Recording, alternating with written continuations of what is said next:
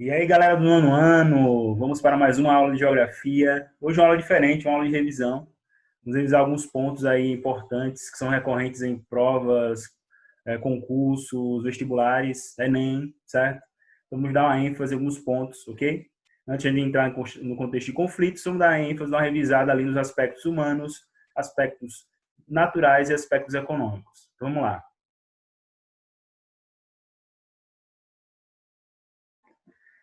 Pessoal, então, como eu disse, vamos dar uma ênfase em alguns pontos, não em todos. Lembrando, eu vou utilizar questões além do livro didático, a gente já corrigiu praticamente todas no livro didático, vou usar algumas questões que não estão no livro, ok? De alguns concursos, de algumas universidades aí, para a gente debater um pouquinho. Então, vamos lá.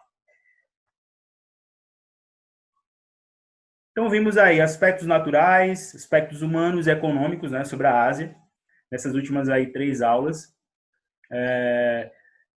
Como eu disse, hoje o objetivo é dar uma ênfase maior, ok? Depois a gente tira mais dúvidas ali nas videoconferências. Então, vamos começar por essa questão aí, falando sobre clima de monções, ok? Muito recorrente em concursos, em provas e vestibulares. Então, fique atentos a clima de monções. Eu falei isso na aula para vocês, é uma coisa muito diferente, né, ali, que atinge ali o sul da Ásia. Então, fique atentos. Então, vamos lá.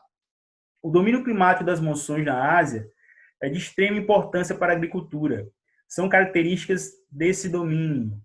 Letra A, altas temperaturas com médias de 24 graus Celsius e elevada precipitação com médias anuais de 2.000 milímetros.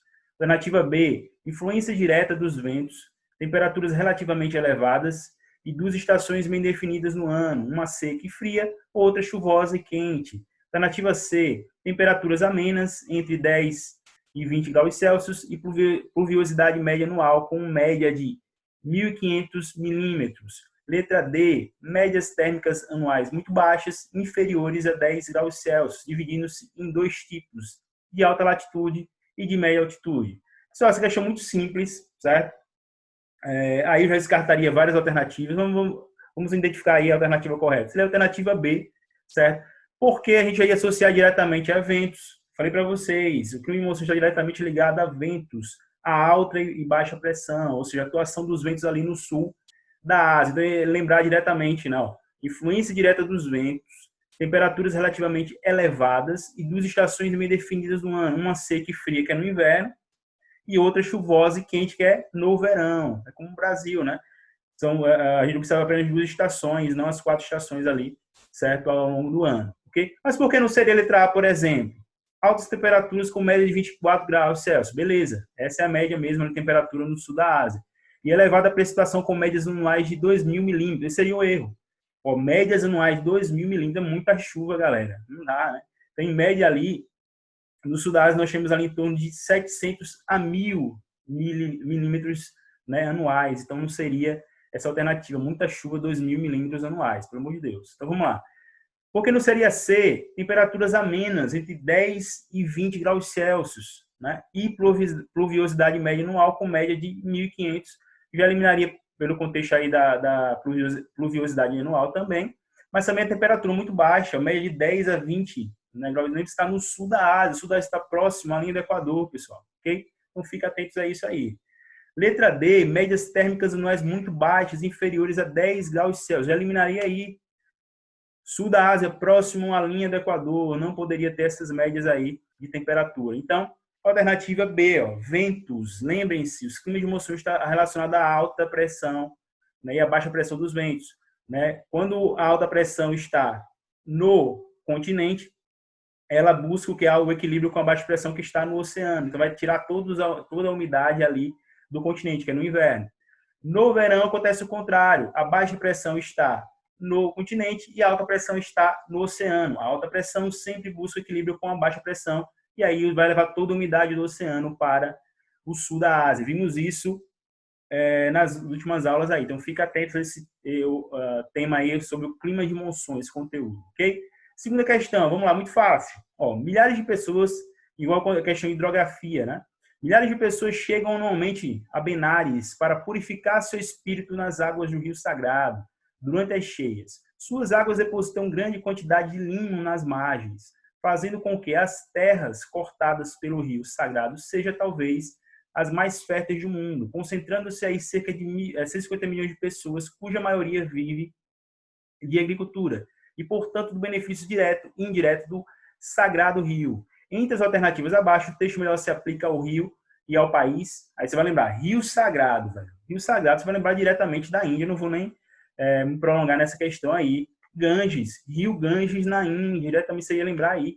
Não seria Tigre, não seria Mekong no Vietnã, não seria Eufrates, Iraque, nem Indo no Paquistão. Quando falamos em Rio Sagrado, vamos lembrar automaticamente da Índia. Então, Rio Ganges, que é o rio sagrado, onde eles jogam ali as cinzas, né, fazem rituais. Então, praticamente todo mundo que segue a religião hindu tem que pelo menos se banhar uma vez, né, no rio para se purificar. Então, é um rio muito importante nesse contexto aí religioso para os indianos. Ok? Muito fácil questão. Alternativa B seria a alternativa correta.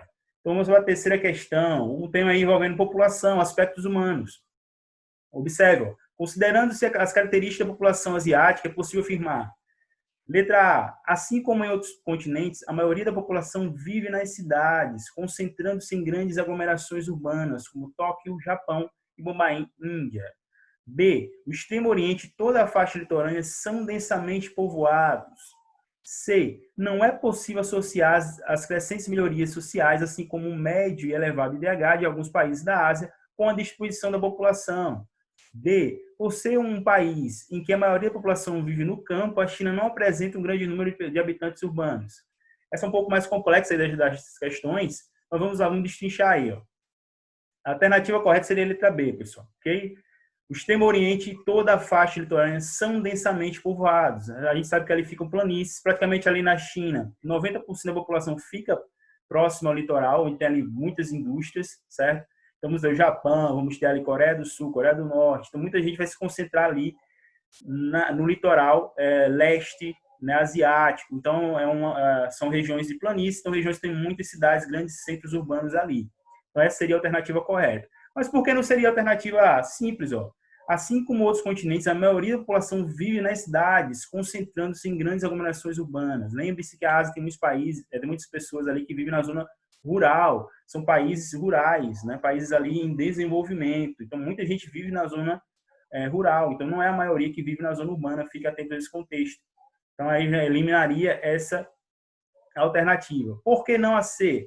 Não é possível associar as crescentes melhorias sociais, assim como o médio e elevado IDH de alguns países da Ásia, com a distribuição de sua população. Claro que tem que ser associado. Associar a distribuição ali relacionada a áreas industriais, áreas que têm mais emprego, envolve a questão física. Tem países ali que tem um problema com a questão física, áreas muito altas, que impede a fixação de muitas pessoas, né, atrapalha a fixação humana. Então, envolve diretamente, sim, com a distribuição de sua população. Então, seria errônea essa questão também, ok? Seria não, é errônea. D. Por ser um país em que a maioria da população vive no campo, a China não apresenta um grande número de habitantes urbanos? Claro que sim, pessoal. A China tem grandes centros urbanos aí como Pequim. Então, apresenta sim. Então, essa alternativa também estaria errada, ok? Vamos para a próxima. A quarta questão, muito simples também. A quarta questão fala sobre os tigres asiáticos. A gente viu isso na última aula. Singapura, Coreia do Sul, Hong Kong e Taiwan, né, que faz parte da primeira onda dos tigres asiáticos. Por que os nomes tigres? Ó, revisando aí. Tigres porque cresceram de forma rápida, dinâmica e forte, né? São características dos tigres, ok? Então, por isso a associação. São países que tiveram um grande crescimento econômico entre as décadas de 1970 e 1990, com forte aporte de dinheiro de indústrias de origem japonesa e estadunidense, que nesses lugares instalaram para fabricar com mão de obra mais barata produtos voltados à exportação. A partir da década de 1990, o Japão, a China e os tigres asiáticos, essa questão aí, lembrando que começa o finalzinho da década de 80, né? Então vai ter livros que vai abordar década de 90, já outros vão trazer o contexto ali da década de 80, então fique atentos a isso também. Passaram a investir pesado na economia e promover a industrialização de outro grupo de países da Ásia, que recebeu o nome de novos tigres asiáticos, ou o que? Segunda onda, que a gente viu isso na última aula. Escolha a alternativa que lixa corretamente o nome desse país, é muito fácil. Né? Também eu não demoraria nessa questão. Por exemplo, a Índia não entra no contexto, a Índia é uma potência, não entra nesse contexto ali. Lembrando que é mais ali no sul e sudeste asiático que ocorreu esse contexto, e leste asiático, desculpa. Então, A Rússia não entraria também nesse contexto, né? A gente sabe muito bem. E Nepal, né, por ser muito pequeno, um país ali, praticamente ali a China que domina, vive ali na região do Himalaia, também eu já eliminaria ali automaticamente. Ou seja, seria a alternativa A: Malásia, Indonésia, Vietnã, Filipinas e Tailândia. Esses são os países que vão se destacar ali na segunda onda dos tigres asiáticos. Aconteceu a mesma coisa. O Japão investiu primeiramente ali na primeira onda, e a segunda onda depois foi crescendo e começou a investir também. A primeira onda começou a investir na segunda onda, desculpa, né? No mesmo contexto, vai aumentando os salários, etc. Eles começam a buscar mão de obra barata, então buscam outros países. Por fim aí, pessoal, essa questão, falando sobre o Japão, a questão econômica do Japão, também muito abordado aí em concursos vestibulares aí. Então, quinta questão aí, ó, da PUC: a indústria japonesa desenvolveu-se aceleradamente, desculpa, estou muito rápido, né? No pós-Segunda Guerra Mundial, vai ser muito rápido, muito prático aí para vocês. Entre outros motivos, esse fato deveu-se, então vamos lá, A: aos grandes investimentos de capitais norte-americanos em grupos industrializados japoneses. B: a presença no país de grandes reservas de carvão, petróleo e minério de ferro. C: a existência de grande mercado comprador representado pela China e pela Coreia do Sul. D: a localização privilegiada do país em relação aos mercados americanos e europeus. E E: a existência no país de enormes reservas de ouro que permitiram elevadas exportações de capitais. Isso é muito fácil isso aí também. Essa alternativa seria a correta, letra A, né? Ou seja, os grandes investimentos capitais norte-americanos em grupos industrializados japoneses. A gente sabe muito bem que o Japão vai se reerguer economicamente após a Segunda Guerra Mundial, né, com o investimento dos Estados Unidos. Os Estados Unidos queriam evitar ali que outro país se tornasse socialista, né, na Ásia. Então, tinham outros interesses por trás desse investimento. Então, fique atento a esse contexto. Então, esse vai ser o fator pelo crescimento, esse rápido crescimento japonês ali pós-Segunda Guerra Mundial, ok?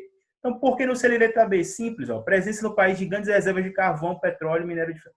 O Japão não tem grandes recursos naturais, pessoal. Então, esqueça esse contexto de recursos naturais. O Japão não possui, para ter ideia, ele compra até energia da Coreia do Sul e cria energia nuclear porque não tem esses grandes recursos naturais. C: a existência de grande mercado comprador representado pela China e pela Coreia do Sul. Não, naquele período, eles não buscaram ali o mercado chinês e Coreia do Sul, porque eram países que estavam em desenvolvimento também, ainda estão, né? A Coreia do Sul hoje é um país de primeiro mundo, mas a China ainda está em desenvolvimento. Então, eles não tinham também esse potencial de ser um ótimo comprador. Então, o Japão investiu em mercado europeu e ali o mercado americano, ok? D: a localização privilegiada do país em relação aos mercados americanos e europeus. Não seria também porque a localização não é privilegiada em relação, é muito distante. Então, não seria esse o fator. A existência no país de enormes reservas de ouro. Como eu disse, não tem grandes reservas no Japão. Então, o fator foi o investimento dos Estados Unidos. Eles desenvolvem o contexto eletroeletrônico, a indústria limpa, desenvolve a plataforma de exportação, desenvolve o contexto do pelotismo, né, um modelo de produção, e isso vai facilitar o crescimento rápido ali do Japão. Ok? Então era isso, pessoal, uma revisão, alguns pontos importantes. Valeu, continue estudando, né? Não deixem ali de curtir, né, os vídeos, certo? De compartilhar, né, também, para um amigo aí do Discord, certo? Comentem que vai servir como frequência. Então valeu, galera, até a próxima.